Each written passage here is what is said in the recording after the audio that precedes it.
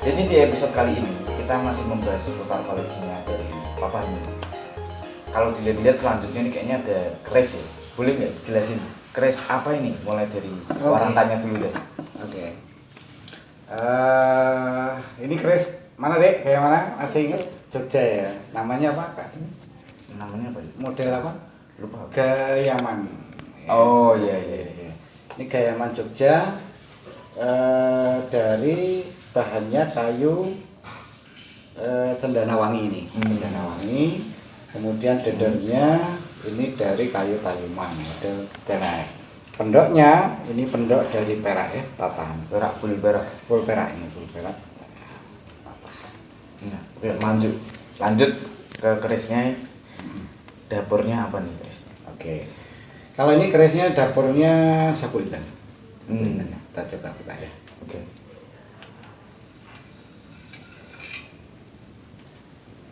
Oke, ini Sapu. sapu intan. Sapu intan itu artinya apa ya? Sapu inten, kalau ya sapu kan sapu untuk ini ya apa namanya, sapu ya untuk apa namanya, memperkuat di Memperkencang. mengencangkan perut gitu kan ya. Terus kalau inten itu ada intannya. Intan itu batu permata kan. Nah ini istilahnya itulah namanya itu. Terus kalau tangguhnya ini Tangguhnya, kalau tangguhnya ini sendang sedayu. maksudnya apa tuh? Artinya? Jadi di era Majapahit, jadi pembuatnya diperkirakan adalah empu sendang sedayu. Oh, empu sendang. Jadi pada zaman Majapahit dulu ada seorang empu yang memang menjadi empu keraton, dan karena memang kemampuannya yang sangat bagus sehingga diberi gelar pangeran sendang. Ini yang buat ini. Nah ini keistimewaannya ya. Jadi dari sendang sedayu itu katanya itu lapisannya itu paling banyak. Jadi 4096 lipatan. Nah, ini. Ya, tapi emang bener-bener sampai 4.000-an gitu. Lipatan gitu. Iya, lipatannya.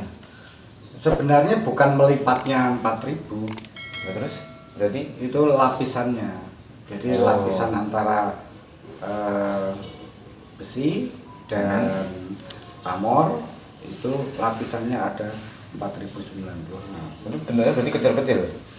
Ya rapat. Jadi gini, karena ada orang bilang bahwa oh lipatannya 4000, kalau Majapahit itu 2048 gitu kan. Oh, kalau yang Mataram, terus Mataram yang sepuh itu, kemudian Mataram Hamengkubuwono itu 256, terus kalau Surakarta itu 64 kalau nggak salah. Nah itu bukan berarti dilipat 4000 kali, bukan. Nah kalau dilipat 4000 kali kan bisa berapa tahun selesainya. Kalau sehari itu dilipat 4 kali, ya kan? Berarti 1000 hari, berarti 3 tahun, padahal tidak setiap hari kerja. Jadi bukan begitu. Kalau lipatannya itu paling maksimalnya 12 kali lipatan sebenarnya. Tetapi dengan lipatan yang 12 kali itu membentuk lapisan yang sampai dengan 4096 itu. Nah, jadi teknik pembuatan Lipatan ini. jadi satonnya ini, saton antara besi dan pamor. Jadi begini, ini besi, terus dikasih lem pamor, terus tutup besi lagi kan begini. Nah ini ditempa jadikan satu, terus dipanjangin gitu kan dipanasin, dibakar gitu kan di dalam tungku. Habis itu dipakai apa namanya, palu yang besar gitu Ya, gitu kan. Ditempa lagi. Nah, terus dibikin panjang. Pada saat sudah panjang, tengah ditekuk, dilipat begini. Gitu terus. Jadi pada saat lipatan pertama berarti kan jadi 2. Iya. Oke, terus ditempa lagi sampai agak gepeng, terus dipanjangkan lagi, ya kan? Ditekuk lagi. Pada tekuan kedua jadi berapa lipatannya? 4. Ya kan? Itu tekuan kedua, ya kan? Tekuan ketiga jadi berapa? 8. Oke, tekuan keempat Ya, kelipatan jadi 16, ya kan? Jadi itu pada tekuan yang ke-11 itu untuk yang Tangguh Majapahit itu sudah lipatannya dari 2048. Itu 11 kali tekuan. Sudah gitu. Jadi kalau yang ini Sendang Sedayu, ini Sedayu gitu ya. Sedayu itu 12 kali tekuan, 12 kali lipatan sehingga muncul lapisan 4096 itu. Nah, karena yang lipatan tempal-lipat yang paling banyak itu membuat kandungan karbon di dalam besi itu kan semakin berkurang, hilang. Jadi pada saat dia hilang itu mengurangi potensi untuk berkarat. Oh, berarti itu apanya? Plusnya Iya. karena lipatannya makin banyak apa karena Ya lipatannya makin banyak kan dia dibakar, dipanasin sampai membara, ditempa lagi, gitu kan. Otomatis pengotor-pengotor besinya juga hilang kan. Ya zat-zat yang kayak karbon-karbon itu kan hilang, sehingga tinggal besi yang hampir murni, gitu kan, karena tempal lipat. Jadi karena tempal lipat yang sangat banyak itu membuat pamornya menyatu di dalam besi sehingga nggak muncul pamor.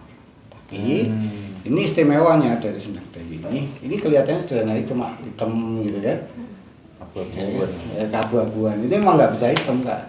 Kenapa? Karena ini bahan besinya itu besi yang paling baik. Ini besi terbaik. Kenapa kok besi terbaik? Namanya aja tersendiri apa? Karena bentuknya, karena mungkin ditemukannya di mana? Bukan. Jadi kalau ini bahannya ternyata adalah besi urap yang mengandung pasir emas. Pasir emas. Nah, iya. Jadi coba dilihat. Jadi pasirnya warnanya emas gitu maksudnya? Enggak, ini ada titik-titik kecil, titik-titik kecil yang merata dari bawah sampai ke atas. Nah, itu berkilo-kilo keemasan. Nah, ini yang dinamakan besi hurap pasir emas kayak begini nih. Dan ini memang keris dengan bahan kayak begini ini sangat langka, sangat sulit ditemui yang masih utuh semacam ini. Rata-rata memang yang namanya Sendang Sedayu itu yang hurap itu rata-rata masih utuh. Karena apa?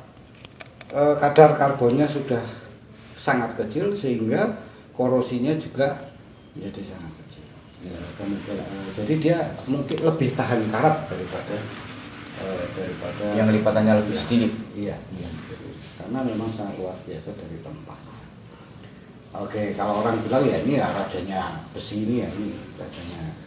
Jadi walaupun hitam begini, ya kan, garamnya juga sangat bagus, sangat rapi, terhitung karena ini usia juga. Kalau ini kan zaman Majapahit kan Majapahit berdiri tahun 1293 kan, setelah Kerajaan Singasari runtuh, ya kan. Singasari runtuh itu tahun 1292 kan. Setahun setelah itu dengan perjuangan Raden Wijaya itu bisa mendirikan Majapahit. Nah, itu sudah berusia 700 tahun masih kondisinya semacam ini. Dan ini tanpa minyak, tanpa apa ini, tahan karat. Ini sangat luar biasa. Jadi memang jarang yang Papa temui Sendang Sedayu era Majapahit dengan pamor yang besinya besi hurap pasir emas. Yang pernah Papa lihat secara langsung ya itu baru 2 di teman Papa.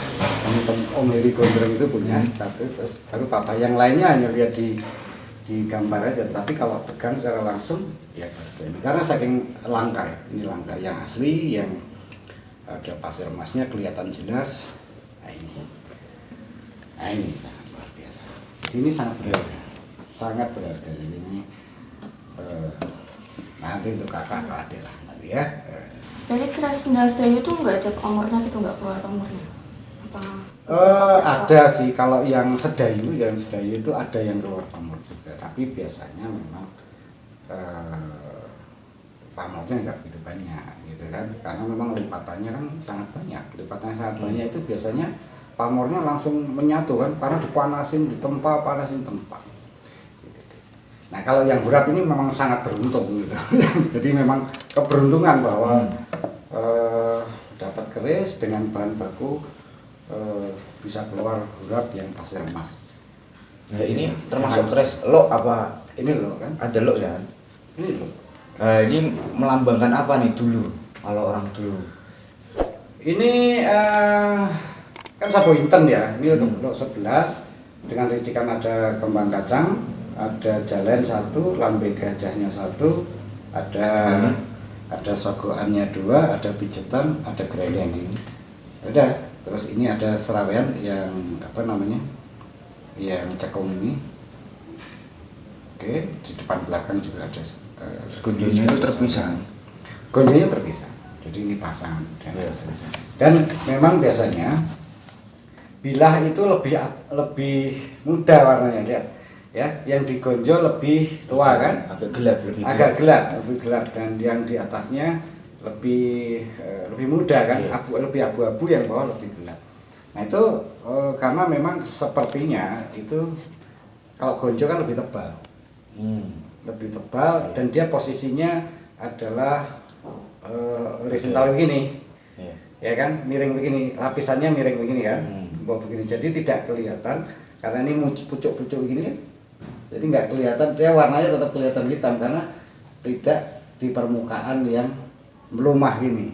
Kalau yang ini melumah kan langsung bisa kelihatan, dan dia akan warnanya akan semu-semu agak muda, tapi kalau yang di bawah itu karena lapisannya itu. Jadi itu teknis aja.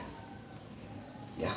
Dulu buat apa nih? Belum di. Kalau dulu ya kita ya secara pastinya tidak ada batasan tertentu ini siapa yang harus pegang. Tetapi kalau yang diyakini sekarang ini para pengusaha itu ya cocok gitu kan, pakai yang sapu intan itu kan memang lambang untuk pemilik modal gitu kan. Sapu intan itu lambang pemilik modal, jadi para pengusaha, yang orang-orang yang mempunyai bisnis ya kan, nah biasanya memang cocok untuk pegang-pegang yang keris-keris model sapu intan. Oke, cukup sekian dulu itu tadi pembahasan dari sapu intan dapur sapu intan dengan apa namanya, pasir emas, besi urap. Oke, terima kasih, jangan lupa klik tombol like, comment, dan subscribe. Terima kasih semua yang sudah pada nonton. Kita lanjut ke episode selanjutnya. Assalamualaikum warahmatullahi wabarakatuh.